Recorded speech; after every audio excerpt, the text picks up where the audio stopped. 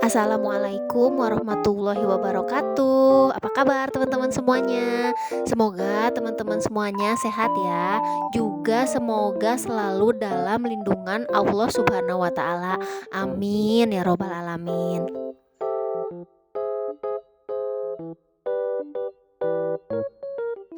Oh iya, pertama-tama aku mau ngucapin ke teman-teman semuanya minal aidin wal faizin ya teman-teman semua. Mohon maaf lahir batin untuk semua kesalahan aku, baik yang disengaja maupun yang enggak disengaja. Gak apa-apa ya teman-teman, aku ngucapinnya telat beberapa bulan ke depan ya. Soalnya ya maaf ya, jadi aku itu baru sempet bikin video lagi akhir-akhir ini. Jadi mendingan telat daripada enggak sama sekali ya teman-teman. Sekali lagi minal aidin wal faizin, mohon maaf lahir dan batin.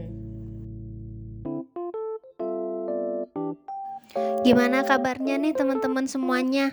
Apakah masih sehat? Juga gimana keadaan keuangan serta keadaan budgeting teman-teman semua? Masih aman gak? Karena seperti yang kita semua tahu ya teman-teman, jadi akhir-akhir ini tuh memang banyak barang-barang yang lagi naik harganya. Jadi dari mulai BBM naik, terus sampai kebutuhan-kebutuhan pokok rumah tangga juga ikut naik ya.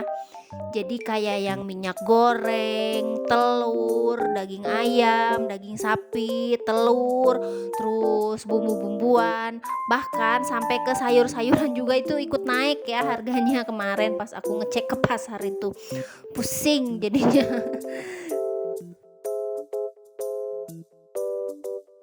Jadi sebagai seorang ibu rumah tangga itu pasti aku tuh pusing ya teman-teman.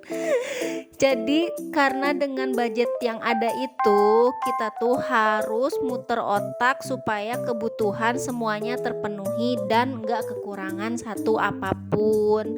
Jadi kita itu harus dituntut untuk pinter-pinter ngatur keuangan ya teman-teman di zaman yang serba mahal kayak sekarang ini.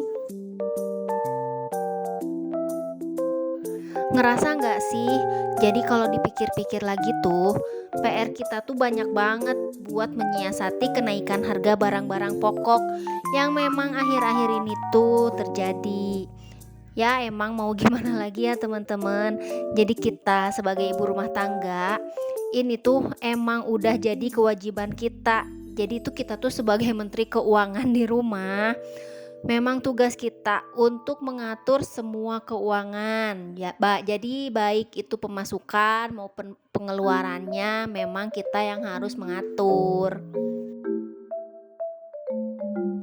Nah, jadi untuk menyiasati hal ini tuh, jadi aku pribadi itu memang aku tuh punya cara tersendiri ya, teman-teman.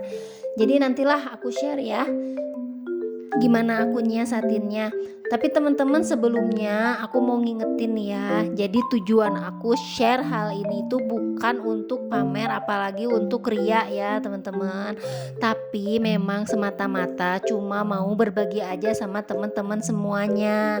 Siapa tahu kan tips yang aku kasih itu memang bermanfaat dan bisa ngebantu teman-teman semuanya untuk mengatur keuangan teman-teman. Jadi kan siapa tahu juga ya teman-teman hal yang aku lakuin ini bisa memotivasi teman-teman semuanya juga ya. Nah, tips yang pertama dari aku yaitu bikin meal preparation atau bisa juga kita sebut meal prep. Jadi meal prep ini adalah catatan. Jadi catatan kita mau masak apa aja nanti ke depannya. Biasanya meal prep ini tuh dibikin untuk seminggu ke depan ya teman-teman. Tapi nggak menutup kemungkinan juga ada yang bikin meal prep untuk 3 hari ke depan, 4 hari ke depan gitu. Jadi hal yang aku lakuin biasanya sebelum aku belanja ke pasar itu, memang aku itu selalu bikin meal prep gitu loh. Jadi sebelum aku belanja ke pasar tuh aku bikin sendiri tuh listnya, aku mau masak apa aja ke depannya nanti. Atau kalau enggak aku biasanya tanya ke suami aku juga, dia mau dimasakin apa aja selama seminggu ke depan. Nah, semuanya ini aku catat ya teman-teman. Jadi dari mulai untuk menu utama sampai kalau aku mau buat cemilan-cemilan juga aku catat tuh ya bahan-bahannya. Semuanya aku catat mulai dari bumbu-bumbunya, terus bahan-bahan utamanya sampai bahan-bahan pelengkapnya itu semuanya tuh aku catat. Manfaat dari meal prep ini sendiri itu, jadi selain buat bahan kita nanti mau belanja apa aja ke pasar, jadi nggak bakalan ada hal yang kelewat nanti. Terus hal ini juga bikin kita nggak bingung ya teman-teman, jadi mau masak apa ke depannya. Kan kadang-kadang ada tuh ya yang bingung mau masak apa nih hari ini, kayaknya bosen gitu masakannya itu-itu aja. Nah, kalau kita udah bikin meal prep duluan tuh nggak ada tuh yang namanya acara bingung, acara pusing, mau masak apa lagi. Soalnya tinggal lihat catatan meal prepnya aja.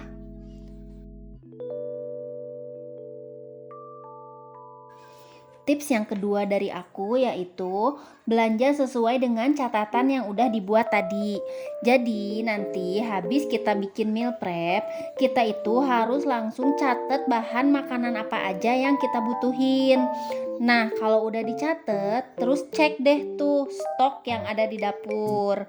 Nah, kalau misalnya stoknya masih ada, nggak perlu kita beli lagi. Tapi kalau stoknya nggak ada ataupun menipis, kita langsung catat aja di catatan. Jangan sampai ada yang kelewat dicatat ya teman-teman. Nah, kenapa harus dicatat? Jadi, hal ini tuh untuk meminimalisir supaya kita nggak bolak-balik belanja. Apalagi kalau bolak-baliknya ke pasar. Soalnya, menurut pengalaman pribadi aku nih ya, jadi lebih sering kita bolak-balik ke pasar itu, lebih banyak juga barang atau bahan yang nanti akan kita beli. Udah gitu yang dibelinya juga kadang-kadang yang nggak ada di list, bahkan nggak ada yang untuk dibajetinnya. Tips yang ketiganya yaitu kalau bisa usahain belanja untuk memasak dalam periode tertentu. Jadi maksudnya di sini tuh kalau bisa ya teman-teman, kita itu belanja bahan makanannya itu untuk masak beberapa hari ke depan. Jadi bisa untuk masak 3 hari ke depan atau bahkan seminggu ke depan. Karena kenapa? Kayak yang aku bilang tadi di awal ya teman-teman, hal ini itu buat meminimalisir supaya kita nggak bolak-balik ke pasar. Dan dengan kita nggak bolak-balik ke pasar, kita juga bisa ngehemat banyak hal seperti hemat waktu, hemat tenaga, hemat ongkos, ataupun hemat bensin. Juga kan ya uang yang buat ongkos buat bensinnya itu kalau kita hemat nggak bolak-balik ke pasar itu kan bisa kita alokasikan lagi untuk kebutuhan yang lain. Jadi kita juga bisa berhemat dari si sistem ini, sistem yang belanjanya itu seminggu sekali ataupun belanjanya 3 hari sekali ke pasar gitu loh teman-teman maksudnya. Dan yang keempat tips dari aku yaitu beli bahan makanan atau bahan masakan yang daya tahannya lama. Jadi karena aku belanjanya seminggu sekali, terus masaknya buat seminggu ke depan. Nah, aku tuh pilih bahan makanan yang memang daya tahan dan daya simpannya itu bisa lama ya, teman-teman. Jadi kalau disimpan di kulkas bisa awet dan masih bagus pas mau dimasaknya. Udah gitu, aku juga selalu usahain kalau beli bahan makanan tuh yang murah tapi banyak terus bergizi juga ya teman-teman. Kayak contohnya nih, jadi kalau misalnya kita tuh ada pilihan, jadi di antara daging sapi sama daging ayam, aku sih prefer ke daging ayam ya. Soalnya kalau dari segi harga udah pasti kan daging ayam lebih murah ya. Lagian di rumah aku tuh pada nggak begitu suka sih sama daging sapi. Jadi baik aku maupun suami aku itu lebih doyannya daging ayam ya daripada daging sapi. Nah, terus juga nih kalau disuruh milih lagi antara daging ayam sama ikan, aku tuh bakal lebih milih ikan. Soalnya ya kebanyakan lebih murah ikan ya di sini. Tapi di sini juga maksud aku tuh ikannya bukan ikan laut ya, teman-teman. Jadi ikan yang memang dari kolam kayak ikan mas, ikan nila gitu. Nah, kalau ikan kan sekilonya juga kadang kan bisa milih ya, mau yang kuantitinya banyak tapi ikannya nggak begitu gede-gede, atau yang kuantitinya kecil tapi ikannya gede-gede. Nah, kalau yang ikannya nggak begitu besar dan kuantitinya banyak, aku tuh biasanya bisa untuk beberapa kali masak. Jadi bisa juga aku misalnya hari ini masak ikan, besok nggak masak ikan, terus diseling-seling gitulah istilahnya masak ikannya.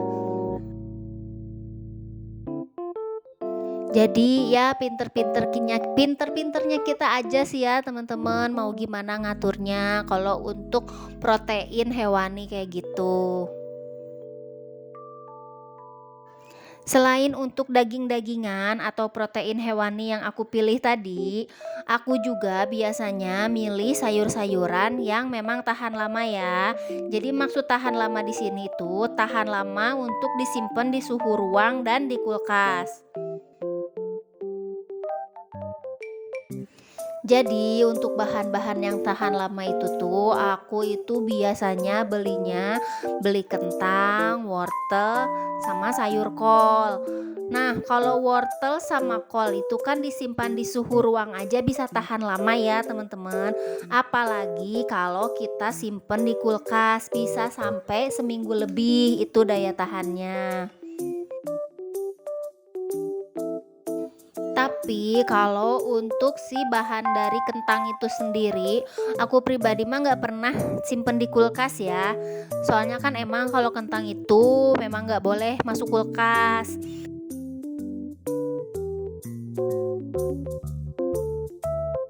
Jadi memang ya tiga bahan itu tuh yaitu kentang, wortel, sama kol itu istilahnya selalu jadi bahan masakan wajib yang aku beli ke pasar selain sayur-sayuran yang lain. Nah, kenapa aku selalu nyetok tiga bahan itu ya, nggak pernah kelupaan, nggak pernah kelewatan. Jadi alasannya itu aku selalu nyetok wortel sama kol itu selain bisa buat sayur, mau itu sayur sop ataupun sayur yang lain, si kol sama wortel ini tuh bisa untuk tambahan-tambahan di masakan-masakan yang lain. Kayak kalau kita mau bikin mie goreng kan bisa pakai kol, bisa pakai wortel. Terus bikin tumisan-tumisan yang lain itu tuh bisa ditambahin kol sama ditambahin wortel. Nah, jadi selain untuk bahan masakan lauk pauk juga, si kol sama wortel ini tuh aku suka buat bikin cemilan kayak bakwan ataupun bala-bala juga. Jadi bisa dipakai buat macam-macam masakan juga kan ya. Daripada istilahnya kita jajan, kita keluar dulu gitu loh. Kita habis bensin kan kalau misalnya kita jajan mau jajan kemana, habis bensin, habis waktu. Ya udah daripada kita buang-buang waktu, buang-buang tenaga, ya udah istilahnya bikin cemilan aja di rumah, bikin bala-bala aja di rumah gitu kan. Bisa untuk cemilan juga, bisa untuk lauk nasi juga. Jadi ya bisa diirit-irit lagi lah gitu loh maksudnya. Oke, kayaknya segitu dulu ya tips-tips dari aku dalam menyiasati barang-barang yang lagi mahal ini ya teman-teman. Entah itu BBM, entah itu sayur-sayuran, entah itu minyak goreng, entah itu telur. Pokoknya kan semuanya lagi pada mahal ya. Mudah-mudahan tips dari aku ini bisa setidaknya membantu teman-teman walaupun sedikit tapi ya nggak apa-apa lah ya. Mudah-mudahan bisa juga jadi motivasi teman-teman semua supaya kita itu lebih bisa berhemat dalam mengelola keuangan rumah tangga.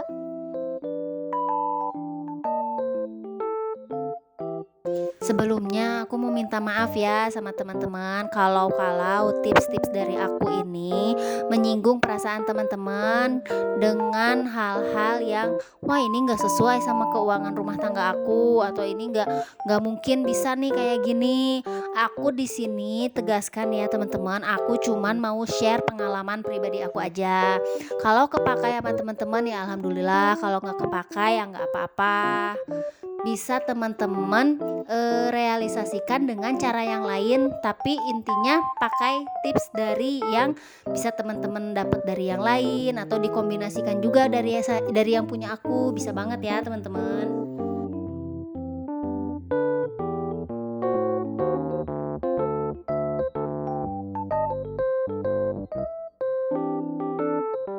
Sekian dulu ya video dari aku kali ini. Tolong dukung aku dengan cara klik like, komen, sama subscribe channel aku ya teman-teman.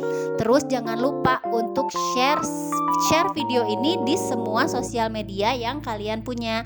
Akhir kata, wassalamualaikum warahmatullahi wabarakatuh. Sampai ketemu di kesempatan lagi. Bye bye.